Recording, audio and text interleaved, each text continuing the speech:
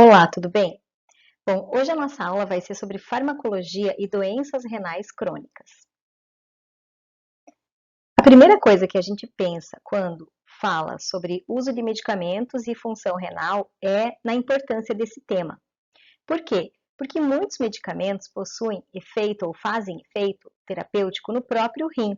E aí nós temos como exemplo alguns diuréticos, os próprios medicamentos úricos, alguns quimioterápicos, em que o sítio de ação ou o mecanismo de ação, o local onde o fármaco se liga, é no próprio rim.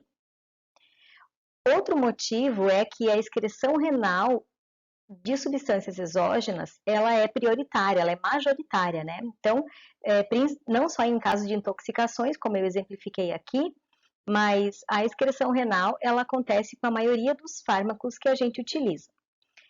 E outro motivo é que existem alterações renais que são produzidas por fármacos, principalmente aqueles que são nefrotóxicos e aqueles que influenciam tanto direta quanto indiretamente o fluxo plasmático renal.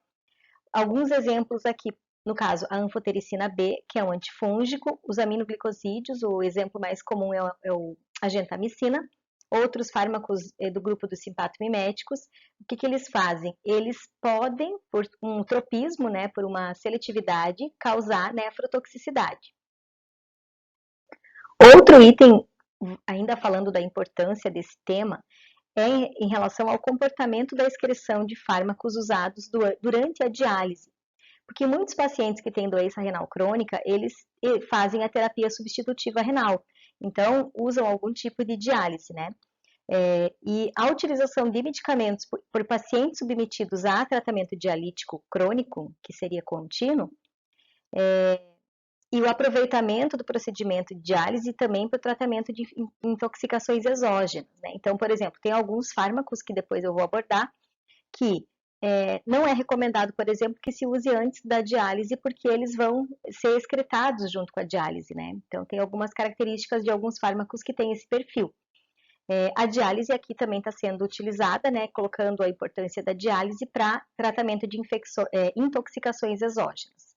E a outra questão é o emprego de fármacos na insuficiência renal crônica, já que a própria deficiência crônica renal pode afetar as características farmacocinéticas da maioria dos fármacos, facilitando o aparecimento de níveis tóxicos, como alguns exemplos eu até já falei da gentamicina, a digoxina é um outro exemplo, alguns antibióticos como a penicilina. Então, qualquer medicamento que se use na insuficiência renal crônica tem que se pesar o risco-benefício de utilizar, né? Isso por conta da questão da segurança do uso desse medicamento. Então, a insuficiência renal crônica e o uso de medicamentos, ela tem uma relevância, por quê? Porque os pacientes que têm essa condição, a doença renal crônica, pode ser agravado, né? Essa doença pode ser agravada com o uso incorreto e inapropriado de alguns fármacos. E os pacientes com insuficiência renal crônica, que estão em tratamento dialítico, utilizam diferentes classes de medicamentos para tratamento das comorbidades. Então, a questão de avaliar se esses medicamentos que o paciente com doença renal crônica utiliza pode ou não ser prejudicial para a função renal. E aqui eu trouxe alguns exemplos, né? Então, quando a gente pensa num paciente com doença renal crônica e esse paciente tiver a taxa de filtração glomerular estimada menor do que 60 ml por minuto, geralmente eles vão apresentar algum grau de hiperfosfatemia e hipocalcemia e baixa de vitamina D e o PTH elevado, né? Esses parâmetros aí são mais comuns. Claro que em estágios menos graves da doença renal, o paciente ele pode apresentar um fosfato e um cálcio em concentrações normais, já que o PTH, o paratormônio elevado, vai fazer esse balanceamento, né, desses eletrólitos. Agora, quando o paciente tem quadros mais graves, dependendo do estadiamento da doença renal crônica, é mais comum ver essas alterações, né? Então, o paciente às vezes vai sim apresentar uma hiperfosfatemia e uma hipocalcemia. E também a baixa da vitamina D. Bom, que mais? E aí nós temos, então, nesse caso, suplementação de ferro, que se usa, no caso, para pacientes, para repor o ferro, né, já que são pacientes que podem desenvolver anemia, quelantes de fósforo, como carbonato de cálcio, sevelamer.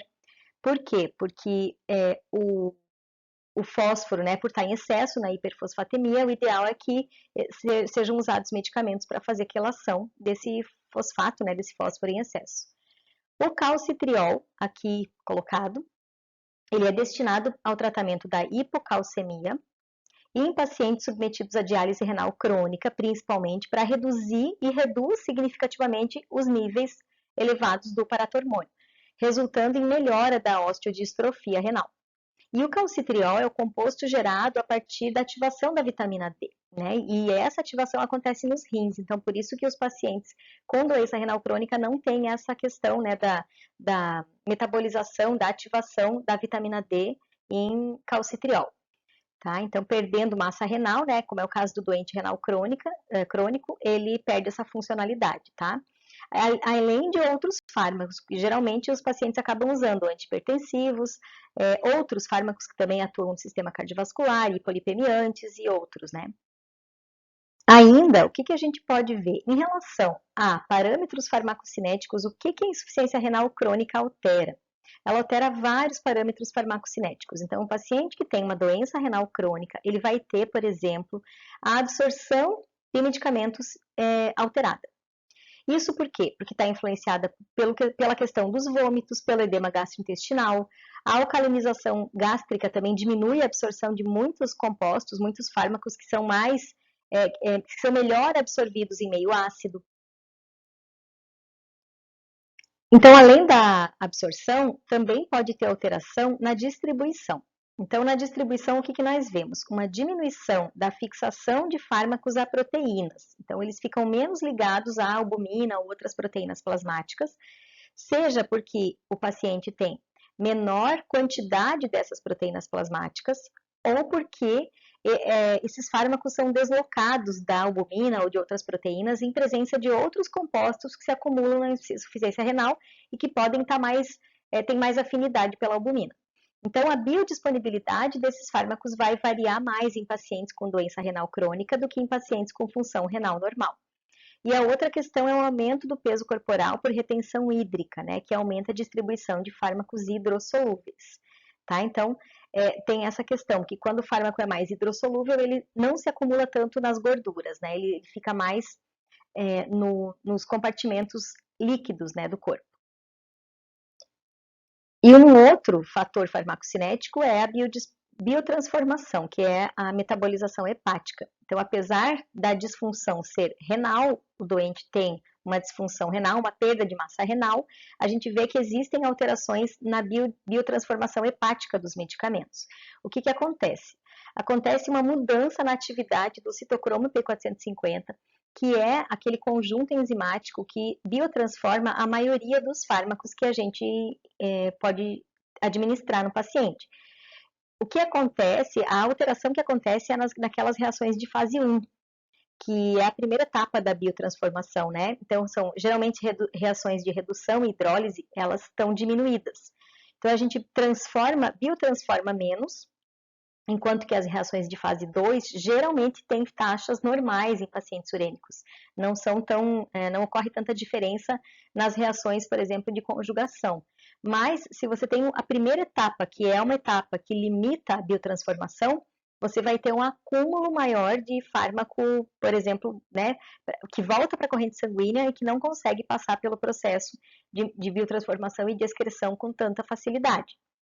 E, além disso, os rins também são órgãos de biotransformação, né, de metabolização, não só o fígado.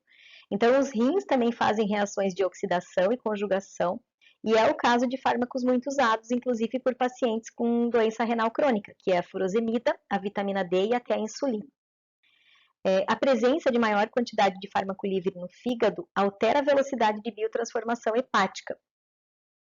E também o metabolismo de primeira passagem fica comprometido, porque existem fármacos, por exemplo, que passam pelo fígado, né, fazem o metabolismo de primeira passagem ali, essa parte do fármaco é eliminada, é metabolizada, né, não tem função, não tem atividade, mas percebe-se que o fígado não consegue dar conta da metabolização de primeira passagem.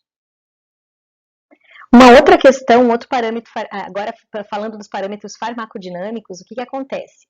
Os medicamentos que têm como sítio de ação os rins têm a sua farmacodinâmica alterada pelo menor número de néfrons, pelo menor filtrado glomerular, que na verdade a gente tem uma perda de massa renal, né? Então existem menos néfrons para estar fazendo a ação, né? Para ter receptores, para envolver e ter local, sítio de ação para o fármaco. E aí é o caso, por exemplo, da furosemida, que tem um mecanismo de ação na alça de Henle, né? Que está lá no túbulo, no néfron, e aí acaba que a própria furosemida pode ser afetada na sua ação. Em quadros de insuficiência renal, se foram administrados doses habituais de fármacos a pacientes que apresentam menor velocidade de excreção, o progressivo acúmulo pode levar à toxicidade. Claro que não de todos os fármacos, mas tem alguns que a gente cuida mais, principalmente aqueles que têm janela terapêutica mais estreita, que pode chegar no nível tóxico com mais facilidade, certo? Então, em caso de insuficiência renal, tem que ter bastante cuidado com esse acúmulo, né, que pode gerar, então, a toxicidade.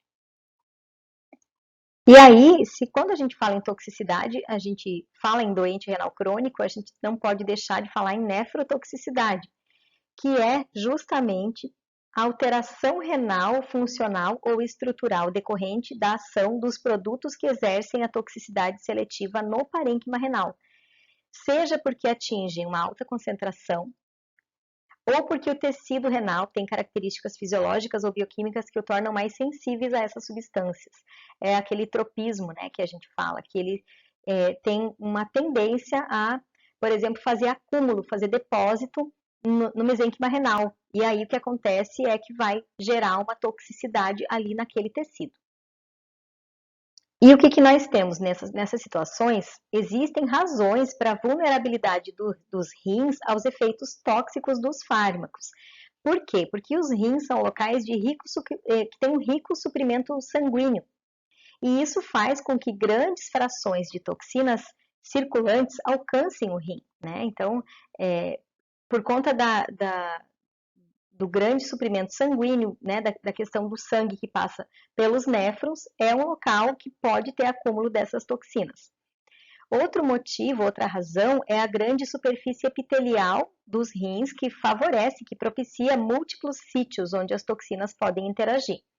E também as substâncias filtradas se concentram na luz tubular graças à reabsorção de sódio e água, atingindo concentrações urinárias muitas vezes 500 vezes maior do que as concentrações plasmáticas, né? Então, tem substâncias que a concentração urinária delas é muito maior do que a própria concentração no sangue.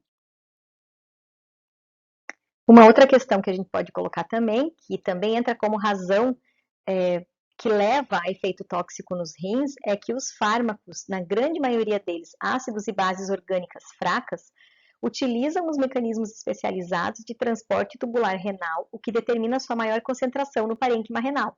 Então, pelo fato dessas substâncias passarem pelos rins para serem eliminados, isso já faz com que a sua concentração no parênquima renal seja mais elevada. E por conta de eliminar a maioria dos fármacos, quando essa velocidade de excreção é diminuída, o que acontece? O acúmulo da substância exógena, que vai favorecer o dano renal. As células tubulares renais são muito suscetíveis a alterações metabólicas também. E além disso, as células tubulares renais biotransformam os fármacos a produtos tóxicos, né? Como eu já falei, não é só o fígado que o fígado, claro, é o principal órgão de biotransformação, mas os rins entram como segundo local de biotransformação, tá? Então, por isso que tem essa importância tão grande, né? E aí também a questão do cuidado com fármacos nefrotóxicos para pacientes com doença renal crônica. Bom, na prática, assim, não é tão simples fazer nefrotoxicidade, né? Porque o grau da lesão, se o paciente utiliza um medicamento que é nefrotóxico, o grau da lesão vai depender da intensidade da toxina agressora, da duração do contato com o epitélio tubular e a potencialidade dos rins em captar e secretar essa substância. A idade avançada sempre é algo agravante, né? A depressão, a diminuição do volume plasmático, a insuficiência hepática, a insuficiência renal pré-existente, as associações de medicamentos de agentes nefrotóxicos, como o caso do paciente que usa um aminoglicosídeo, mais um outro antibiótico do grupo dos beta-lactâmicos, que aqui nós temos vários que também são nefrotóxicos, mais um anti-inflamatório, um diurético, misturas de analgésicos, que são aquelas associações, né, de anti-inflamatórios, analgésicos, mais de repente algum imunossupressor como a ciclosporina, um antifúngico, a anfotericina B. Então, pacientes que usam, geralmente polimedicados, né, que usam alguns medicamentos que podem potencializar essa interação medicamentosa e causar nefrotoxicidade com mais facilidade. Também casos de isquemia pós-transplante com ciclosporina, né, que é o imunossupressor. Eu vou passar para vocês agora quais são os agentes nefrotóxicos causadores de insuficiência renal aguda. Aí nós podemos ter alguns grupos de fármacos que podem fazer isso. Por quê? Porque eles podem fazer necrose tubular ativa. Então, são alguns antibióticos, entre eles os aminoglicosídeos, como a gentamicina, a anfotericina B, cefalotina e cefaloridina, que são cefalosporinas, tetraciclinas, sulfonamidas, polimixina B, vancomicina, nitrofurantoína. Esses antibióticos, eles podem fazer a necrose tubular ativa porque eles têm tendência a se acumular no parênquima renal, certo? Além disso, analgésicos não opioides, como o paracetamol, lembrando que o paracetamol, ele é seguro em doses terapêuticas. Agora, quando acontece a superdosagem, aí sim ele pode causar uma nefrotoxicidade em alguns pacientes. Antineoplásicos também, como a cisplatina, nitrosureia, metotrexato, azatioprina, a própria ciclosporina, né, que é o imunossupressor. Contrastes radiológicos, então quando tem que fazer algum tipo de exame que precisa ter contraste, por exemplo, iodado, avaliar o custo-benefício, o risco-benefício, né, se o paciente necessita mesmo desse tipo de exame que usa um contraste, um meio de contraste radiológico ou não. Se houver algum outro tipo de exame de imagem que possa ser feito para esse paciente que tem uma doença renal, é melhor. Agora, se for necessário fazer, aí é a questão de pesar o risco-benefício, né? Metais como mercúrio, ouro, chumbo, ferro, cobre, lítio, também esses metais podem gerar essa insuficiência renal aguda. Outras causas de insuficiência renal aguda por conta do uso de medicamentos nefrotóxicos podem ocorrer devido a glomerulonefrite, né? Alguns medicamentos fazem glomerulonefrite, principalmente aí o lítio e alguns solventes orgânicos, e também as nefrites intersticiais, aguda e crônica, e aí entram também vários grupos de medicamentos, alguns deles a gente já falou, mas vamos repetir aqui, os aminoglicosídeos, analgésicos não esteroidais, anestésicos fluorados também, as cefalosporinas, a ciclosporina, os contrastes radiológicos aqui também, diuréticos como a própria furosemida em altas doses, então a questão do uso da furosemida para paciente com doença renal crônica ou até aguda, né, mas a questão aqui, a questão da furosemida é ter o cuidado com a dose. Os diuréticos tiazídicos, como a hidroclorotiazida, o triantereno, a milonida, né, que também são outros diuréticos, os interferons, o lítio, as penicilinas, as sulfas, então todos esses medicamentos aqui que alguns deles, alguns grupos muito utilizados na prática aí, tem que ter bastante cuidado para pacientes porque, que podem ter dano renal, né, porque eles podem causar essa insuficiência renal aguda por conta da sua nefrotoxicidade. Agora, aqueles agentes nefrotóxicos que podem causar insuficiência renal crônica, então, alguns vão se repetir novamente, tá? Então, isso pode acontecer por causa de nefrite túbulo intersticial, por causa de nefroesclerose das arteríolas ou por causa de glomerulonefrite crônica. E aí nós temos desde medicamentos que já causam também, podem causar doenças renais agudas, né? Insuficiência renal aguda, e também podem causar insuficiência renal crônica, como os aminoglicosídeos, os analgésicos não opioides, e aí o paracetamol novamente, sempre lembrando que o paracetamol em doses adequadas, em doses terapêuticas, ele é seguro. Agora, quando usado em associações com outros analgésicos, outros anti-inflamatórios não esteroidais, pode potencializar essa nefrotoxicidade. Agentes antineoplásicos, como a cisplatina, nitrosureia, mitomicina C, ciclosporina, o lítio, solventes orgânicos, o chumbo, o mercúrio, a heroína, as sulfas, né? Então, são todos fármacos que temos que ter cuidado quando vai ser prescrito, no caso, para pacientes que podem ter essa nefrotoxicidade. Quando nós pensamos em fármacos e insuficiência renal, seja para tratar a insuficiência renal, seja aquele medicamento que o paciente usa para tratar, de repente, uma comorbidade associada, como uma hipertensão, o que nós temos que pensar? A gente tem que pensar que existem dois grupos de fármacos. Existem aqueles medicamentos que são seguros, relativamente seguros, e que podem ser administrados em esquemas habituais para pacientes com qualquer grau de insuficiência renal crônica, e pensar que existem aqueles fármacos que causam toxicidade. Dentro desse segundo grupo, que são aqueles fármacos que causam toxicidade, nós temos que ver que alguns devem ser evitados, então a gente deve evitar a prescrição, e outros podem ser prescritos só que com ajuste de dose. E quando a gente pensa em ajuste de dose, o que a gente pensa? Em mesma dose e aumentar o intervalo entre as doses. Então, eu vou manter a dose individual, né, naquele horário, só que eu vou aumentar o intervalo entre as doses para deixar mais espaçado, né, para dar tempo do organismo fazer a depuração, eliminar, né, fazer a meia-vida do fármaco, e ele, como ele tende a acúmulo, né, a gente tem uma concentração plasmática que fica mais tempo ali. Ou eu posso reduzir a dose e usar a mesma frequência de dose, ou eu posso reduzir a dose e fazer as duas coisas.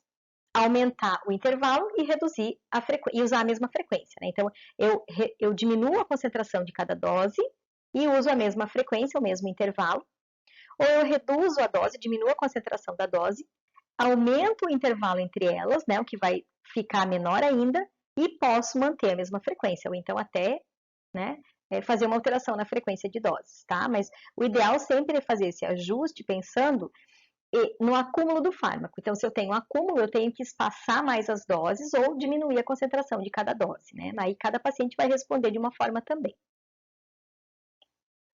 Quais são os fármacos administrados em esquemas habituais a pacientes com qualquer grau de insuficiência renal crônica? E aí nós temos, por exemplo, analgésicos e anti-inflamatórios. O que a gente pode usar para qualquer paciente com insuficiência renal crônica em esquema habitual, sem fazer ajuste de dose, sem ter que trocar o medicamento, né? Aí a gente tem, dentro dos analgésicos e anti-inflamatórios, poucos opioides ou antagonistas de opioides podem ser usados. Aqui nós temos a naloxona, a fentanila e sufentanila, porque a maioria dos opioides tem que fazer ajuste de dose, né? E dos anti-inflamatórios, a gente precisa evitar o uso de anti-inflamatórios não esteroidais. E aí, se for necessário, para tratar uma condição de inflamação crônica, a gente teria a opção dos anti-inflamatórios esteroidais. Dentro dos agentes cardiovasculares, o que nós temos? Alguns grupos, alguns fármacos aqui que estão listados, né, dentro desses grupos, que podem sim ser usados em esquemas habituais, como, por exemplo, os antianginosos, né, o dinitrato de isosorbida, a nitroglicerina, não precisa fazer ajuste de dose, pode ser usado na dose normal. Antiarrítmicos como adenosina, amiodarona, lidocaína. Anticoagulantes como a heparina e a varfarina também não necessitam de ajuste de dose para paciente com doença renal crônica. Antihipertensivos, alguns, né, como clonidina, carvedilol, doxazosina, labetalol, a própria losartana, que é um BRA, o metoprolol, pindolol, que são os beta-bloqueadores, prazosina, o propranolol, o timolol, né, aqui só a prazosina e a doxazosina que são antagonistas a alfa-adrenérgicos, né, mas aqui tem muitos beta-bloqueadores que podem ser usados também. Bloqueadores dos canais de cálcio, como amlodipino, diltiazem, nifedipino, e diuréticos como furosemida. Tá? Então, esses medicamentos aqui podem ser usados, né, para doenças cardiovasculares em esquemas habituais para pacientes com qualquer grau de insuficiência renal crônica. Outros grupos que podem ser usados em esquemas habituais para paciente com doença renal crônica, tem alguns antimicrobianos que não precisam de ajuste de dose, como, entre eles, né, os antifúngicos, como cetoconazol, miconazol, griselfulvina, antituberculosos, como a isoniazida. As cefalosporinas, algumas necessitam, como a cefalotina, né, tem que fazer ajuste de dose. Ceftriaxona, cefuroxima, cefoperazona não precisa. Clindamicina também não. Dentro dos macrolídeos, a azitromicina não. Penicilinas, algumas penicilinas têm um fator complicador, então tem que fazer ajuste de dose, mas a cloxacilina, dicloxacilina, nafcilina, oxacilina e penicilina V podem ser usados em esquemas normais. E das tetraciclinas, nós temos a doxiciclina e a aminociclina. Dentro dos psicofármacos, a gente tem, dentro dos ansiolíticos, o alprazolam, clonazepam, diazepam, flurazepam, lorazepam e buspirona podem ser usados em doses habituais. Dos antidepressivos, a amitriptilina, bupropiona, fluoxetina, imipramina também, sertralina, doxepina. Dos antipsicóticos, o haloperidol e a clorpromazina. E dos barbitúricos, o pentobarbital. Aqui nós temos outros grupos também, como antiasmáticos, anticonvulsivantes, antihistamínicos, antiparkinsonianos, antidiabéticos, hipolipemiantes, inibidores da bomba de prótons. Então, vejam que em cada um desses grupos sempre tem fármacos que podem ser usados em esquemas habituais. Tem que ter cuidado, por exemplo, dentro dos hipolipemiantes, o que mais tem que ter cuidado é com a rosuvastatina, que é uma das últimas estatinas, né? Então, essa é uma estatina que tem que ter cuidado. Na verdade, isso pode acontecer por quê? Porque, às vezes, um dos fármacos do grupo é metabolizado por uma via hepática. E aí, como a gente tem também um certo dano hepático, uma alteração nas enzimas do citocromo P450, a gente tem também uma diferença, né, na ação desses fármacos. Então, tem alguns fármacos que não vão ser alterados, tanto na metabolização quanto na excreção, como é o caso aqui, por isso podem ser usados em esquemas habituais. Agora, tem outros fármacos que vão sofrer uma alteração hepática na metabolização, vão sofrer uma alteração na eliminação renal, e aí sim tem que fazer ajuste de dose, né? Ou então tem que desconsiderar o uso e indo para uma opção mais segura, no caso. Bom, dentro dos fármacos causadores de toxicidade em pacientes com insuficiência renal, o que nós temos?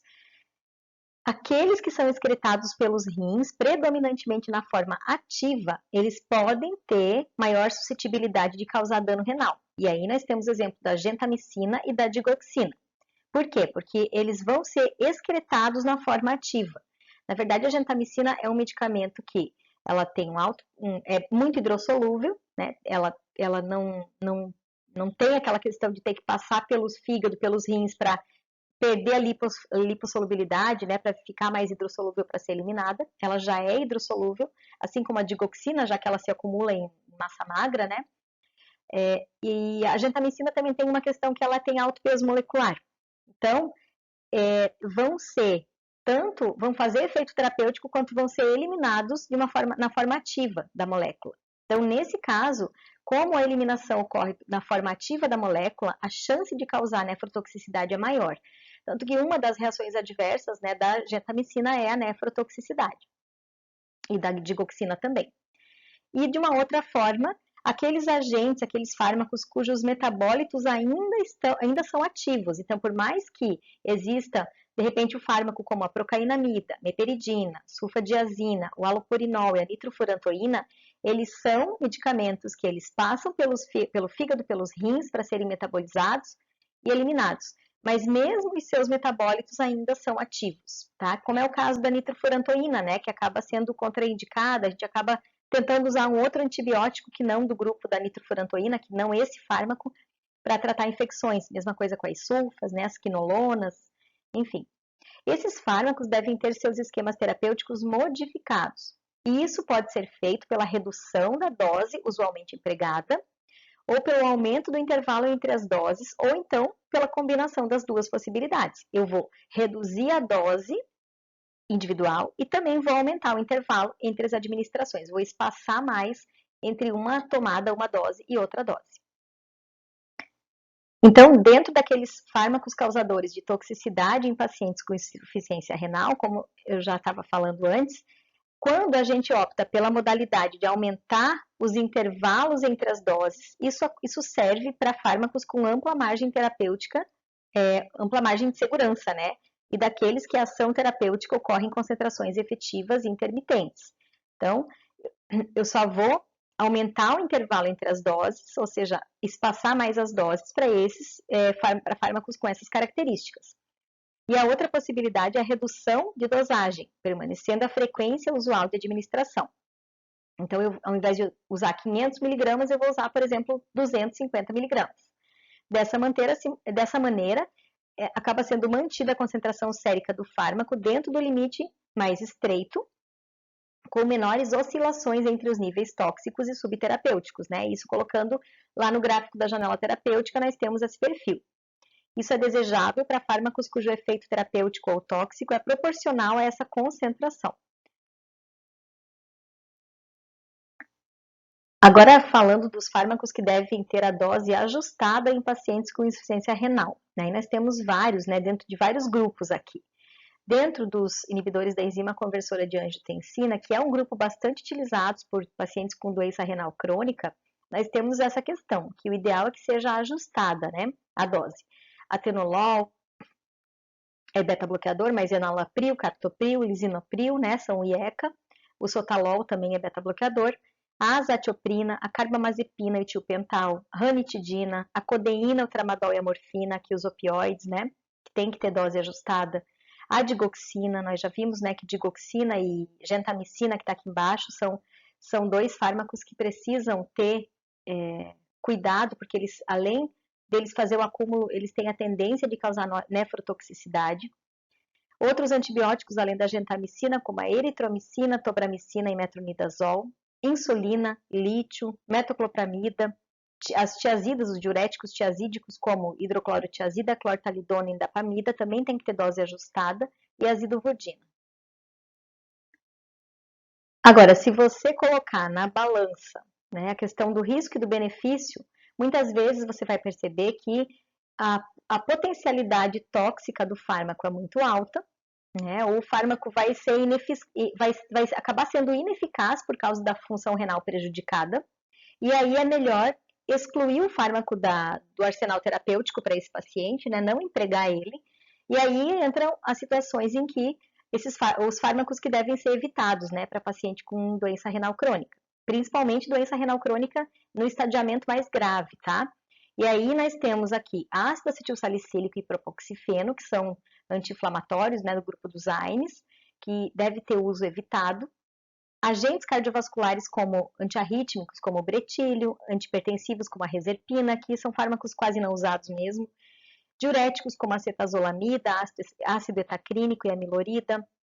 Esses diuréticos poupadores de potássio, como a espironolactona, clortalidona, indapamida, o próprio manitol, alguns tiazídicos, né?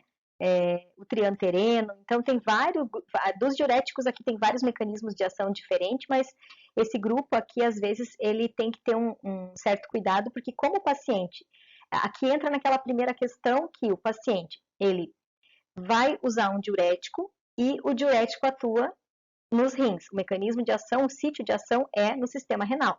Né? Então, como o paciente está com uma insuficiência renal, uma perda de massa renal e num estadiamento mais grave, muitas vezes a função renal baixa vai tornar o fármaco ineficaz, como é o caso aqui desses diuréticos. Então, o ideal é não usar mesmo, né? Por isso que a principal opção para esses pacientes que necessitam de usar diurético é a própria furosemida e também manejando a dose, né? Não com doses muito excessivas. Fármacos também que devem ser evitados em pacientes com doença renal crônica grave são alguns antimicrobianos, a própria anfotericina B, que causa nefrotoxicidade, antissépticos urinários, nós já falamos a nitrofurantoína, o próprio ácido nalidíxico, que é uma quinolona, né, a metenamina, antituberculosos como a pirazinamida, as tetraciclinas, a própria tetraciclina também deve ser evitada, antineoplásicos imunossupressores como metotrexato, carmustina e outros fármacos aqui, como broncodilatadores, a própria terbutalina, antidiabéticos, são vários aqui que a gente tem que ter cuidado, né? A carbose, a clorpropamida, gliclazida, a metformina mesmo. A metformina tem uma questão, tem um complicador por causa do quadro de acidose lática que ela pode causar. Por quê? A metformina em si, que é um dos principais medicamentos antidiabéticos, né, de uso oral, ela não é nefrotóxica, mas ela pode levar à acidose lática e isso pode agravar o quadro da doença renal. Não se sabe exatamente como é que funciona esse mecanismo mais bioquímico de como que gera essa acidose lática, né, mas o que se sabe é que a metformina altera o metabolismo oxidativo mitocondrial e aumenta a produção do ácido lático em nível intestinal. E isso isso acaba alterando o próprio pH, né, gerando uma acidose lática, tá? Além disso, hipolipemiantes, como bezafibrato, clofibrato, bloqueadores neuromusculares, né, o pancurônio, tubucurarina, o curônio, enfim. São vários, né, fármacos que que devem ser evitados porque eles fazem algum mecanismo de dano e pode alterar, prejudicando ainda mais um paciente com insuficiência renal crônica em estadiamento grave. Agora, quando nós temos o emprego de fármacos em pacientes dialisados, aí nós temos uma outra questão, né? Porque os métodos de diálise podem substituir o rim. Então, na verdade, é a terapia substitutiva, né, da função renal, no processo da eliminação de muitos fármacos e até de xenobióticos, né, xenometabólicos. A hemodiálise ela pode afetar as concentrações de agentes de pequeno peso molecular, pouco ligados a proteínas plasmáticas e hidrossolúveis, tá? Então, isso aqui é muito importante. Por quê? Porque um paciente que faz a diálise, ele pode, por exemplo, se ele usa medicamentos que têm essas características, como pequeno peso molecular, né, que a grande maioria dos fármacos tem, pouco ligados a proteínas plasmáticas, ou seja, eles ficam muito livres, né, no plasma, e são hidrossolúveis, nessa situação aqui, as concentrações dos fármacos são mais afetadas, então pode ter uma perda maior desses fármacos aqui, tendo muitas vezes que fazer a dose depois da hemodiálise, né, que daí já resolve, e não antes. Então, frisando essa questão do emprego de fármacos em pacientes dialisados, o que nós temos? Que a hemodiálise convencional ela pode afetar aqueles fármacos de pequeno peso molecular, ou seja, menor do que 500 a 1000 Daltons, né? Então a grande maioria se insere aqui. Aqueles fármacos que são pouco ligados a proteínas plasmáticas, a gente sabe que alguns fármacos são mais ligados a proteínas plasmáticas e outros menos, né? E aqueles fármacos que são hidrossolúveis. Por isso, o exemplo típico, né, que a gente sempre fala da gentamicina, da digoxina, que são fármacos que possuem essas características aqui e que devem ser sempre ministrados depois da diálise e não antes. Além disso, fármacos com maior volume de distribuição, por terem características opostas, eles são dialisados com maior dificuldade pela hemodiálise convencional. Mas a grande maioria deles, nesse caso aqui, são aqueles fármacos que se distribuem mais amplamente, né? Usam maior volume para se distribuir. Tá? Então, a gente sabe que não é a maior parte dos fármacos, né? Já a diálise peritoneal, ela não remove significativamente os fármacos, por isso o ajuste de dose não é necessário. Então, nesse esquema de diálise, não tem tanta necessidade assim de fazer ajuste de dose. Então, o que se faz para manejar a administração de fármacos em pacientes dialisados? Pode-se fazer sem ajuste de dose, então o paciente usa o fármaco na dose habitual, sem fazer ajuste do esquema terapêutico. É o caso da clindamicina, né, que é um medicamento que se espalha muito por volumes de distribuição diferente, né, ela se espalha amplamente pelo corpo. Ou então, sem ajuste no esquema habitual, porém com suplementação que pode ser feita pela administração de uma das logo após a hemodiálise. Aqui está o exemplo da teofilina. Outra forma de atuar é ajustar o esquema usual e suplementação após hemodiálise, como é o caso da cefalotina, que é uma cefalosporina, ou então aqueles fármacos que a gente sabe que vai perder muito com a diálise e a gente faz a administração exclusiva após hemodiálise, como é o caso da gentamicina. Bom, um outro uso da própria hemodiálise é que ela pode servir também para acelerar a eliminação de fármacos quando existe a superdosagem, tanto absoluta quanto relativa, mesmo em pacientes com função renal normal. Então, quando, por exemplo, usado para questões de intoxicação por medicamento, tá? Então, em conjunto com outras medidas, como suporte cardiorrespiratório, lavagem gástrica, administração de carvão ativado, administração de antídotos específicos, quando for o caso, né? E aí a gente tem, quando existe, por exemplo, um quadro de intoxicação por medicamento, a diálise ou a hemodiálise é uma das formas de fazer essa retirada, né, do agente tóxico do organismo. E aqui tem alguns exemplos: ácido valproico, paraquat, que é um veneno, né? O etileno glicol, fenobarbital, lítio, metanol, salicilatos, teofilina. E aqui alguns desses fármacos têm janela terapêutica bem estreita, então é importante que sejam feitas várias medidas, né, de suporte também, além das medidas de tentativa de eliminação do agente tóxico do organismo. Existem alguns medicamentos que podem ter a dose ajustada ou então o uso evitado com base, sempre a gente vai avaliar com base na taxa de filtração glomerular estimada, tá? Então, pensando que essa taxa de filtração glomerular estimada em ml por minuto seja menor do que 60, né? E aí nós temos os casos mais graves, né, da insuficiência renal crônica. O que a gente vê aqui? Existem alguns casos, alguns pacientes, por exemplo, se aquele paciente tiver uma taxa de filtração glomerular estimada menor do que 15, tem alguns fármacos que devem ser evitados, outros devem ser apenas ajustado a dose, e outro deve ter ajuste de... não precisam ter ajuste de dose, né? Podem ser usados em doses habituais, tá? Então, dentro daqueles que devem ser evitados, existem alguns antidiabéticos orais e os bifosfonados, por exemplo, né? Para quando o ritmo de filtração glomerular é menor do que 15, e aí são casos mais graves mesmo. Outro grupo de medicamentos que chama atenção para esses casos em que os pacientes têm um ritmo de filtração glomerular ou uma taxa de filtração glomerular estimada menor do que 60, são as quinolonas, né? A nitrofurantoína também, além das quinolonas, ciprofloxacino, levofloxacino, as sulfas, né? Como sulfametoxazol mais trimetoprima. Tem que ter cuidado porque é necessário ajustar a dose ou então até não utilizar, como é o caso da nitrofurantoína. Alguns anticoagulantes, alguns anticonvulsivantes, como a gabapentina, a pregabalina, né? Então tem que ter cuidado com alguns fármacos que podem causar maior dano renal.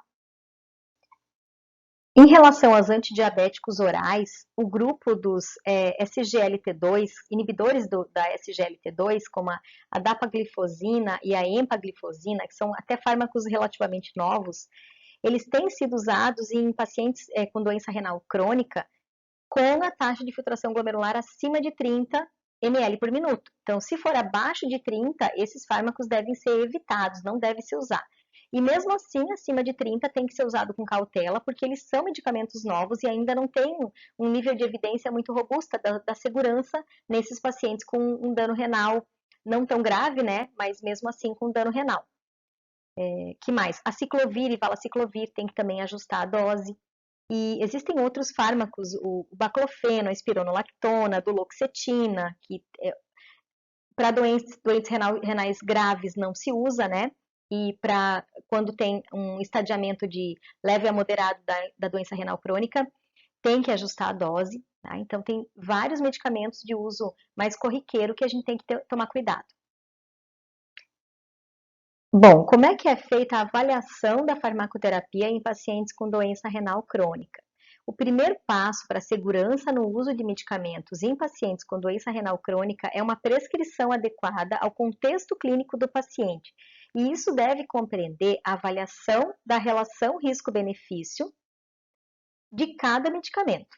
Então, a indicação de um medicamento não pode ser considerada como definitiva, porque a condição clínica do paciente vai se modificando ao longo do tempo. Por isso que é importante realizar uma avaliação global de toda a farmacoterapia, né, de todos os medicamentos que o paciente usa, para aquele paciente com doença renal crônica, de forma sempre contínua e individualizada.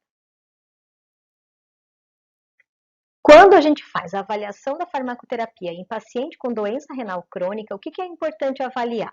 É importante avaliar se o medicamento usado pelo paciente é necessário e indispensável para o seu problema de saúde. Se as doses desses medicamentos estão adequadas em relação à função renal, porque tem muito medicamento que precisa fazer ajuste de dose. E se está sendo utilizado, ou se o paciente está utilizando algum medicamento potencialmente nefrotóxico ou que traz risco, né, para a sua saúde. Caso seja necessário fazer a desprescrição, isso deve ser feito, tá? O que é a desprescrição? É um processo planejado e supervisionado de redução da dose ou de interrupção do uso de um medicamento que está causando ou pode vir a causar algum tipo de dano, sendo que o dano sempre vai ser maior do que o benefício, né? Então, se o dano for maior do que o benefício, tem que ou eliminar esse medicamento do rol de medicamentos que o paciente usa, ou então fazer redução da sua dose se ele for estritamente necessário. Essa desprescrição também envolve a minimização da carga total de medicamentos em termos de dose, número de comprimidos ou de unidades posológicas utilizados e também em relação à frequência de utilização. E o que é importante a gente lembrar quando a gente fala da avaliação da farmacoterapia em pacientes com doença renal crônica? É importante sempre ajustar a dose do medicamento na doença renal crônica conforme a taxa de filtração glomerular estimada.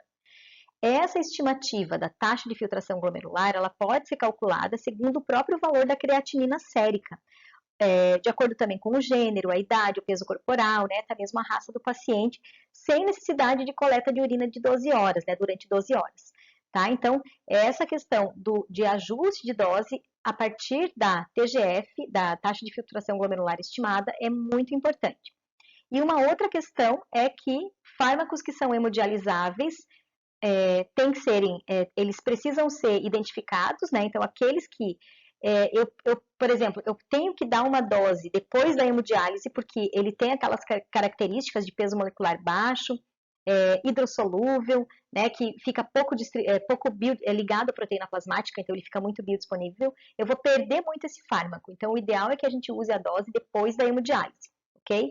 E tem outros fármacos que são melhor distribuídos no corpo, né, que a gente não vai perder tanto com a hemodiálise, tá? Então, esses dois pontos aqui são muito importantes quando a gente faz a avaliação da farmacoterapia em pacientes com doença renal crônica.